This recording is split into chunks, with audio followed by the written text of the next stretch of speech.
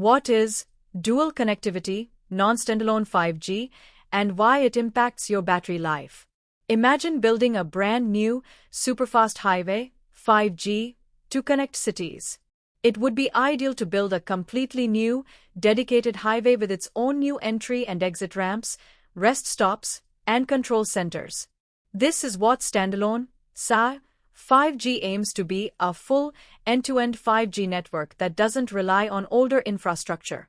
However, building that entire new highway from scratch is incredibly expensive and time-consuming. So, to get 5G out to people faster and more affordably, many network providers started with a compromise: non-standalone, NSA, 5G.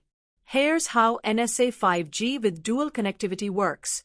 Relying on 4G for the brain, control plane. In NSA 5G, the control plane, the brain, of the network that handles things like setting up calls, managing your connection, authenticating your device, and deciding which tower you should connect to, still largely relies on the existing 4G LTE core network. Think of the 4G network as the main office and decision maker.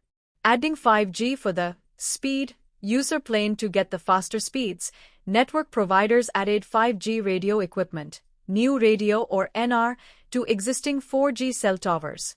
So, your phone can see and connect to these new 5G signals. This 5G part is primarily used for the user plane, the actual transmission of your data, like streaming video, downloading files, browse websites. Dual connection, the battery drainer. This is where dual connectivity comes in. Your 5G phone, in NSA mode, effectively has to maintain two active connections simultaneously. A 4G LTE connection. This connection handles the essential control functions and can also carry data. It acts as the anchor or master connection. A 5G NR connection. This connection primarily provides the high-speed data boost. It acts as the secondary connection. Why does this significantly increase power consumption? Two radios working. Your phone's modem has to manage and power two separate radio connections at the same time. It's like your phone's brain is constantly listening to two different channels of communication and processing information from both. This requires more processing power, more antenna activity, and more overall energy. Constant coordination. The phone and the network need to constantly coordinate between the 4G and 5G connections to ensure a seamless experience. This handshaking and resource management between the two networks consume additional power. No off switch for 4G. Even when you are getting blazing fast 5G data, your phone can't just turn off its 4G radio because the 4G network is still performing crucial control functions. It's always there in the background, consuming power. Think of it this way: imagine you have two jobs. One is your main job, 4G, that pays the bills and handles all your essential tasks.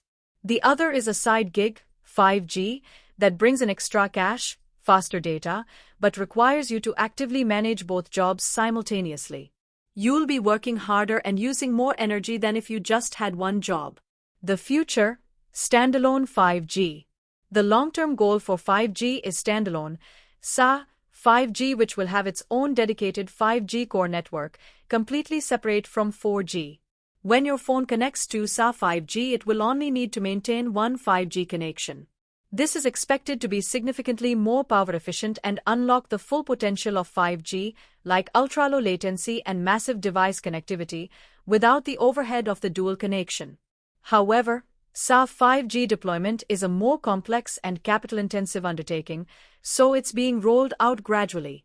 So, while NSA 5G offers a taste of faster speeds, the dual connectivity aspect is a primary reason why you might notice your phone battery draining faster in these initial 5G deployments.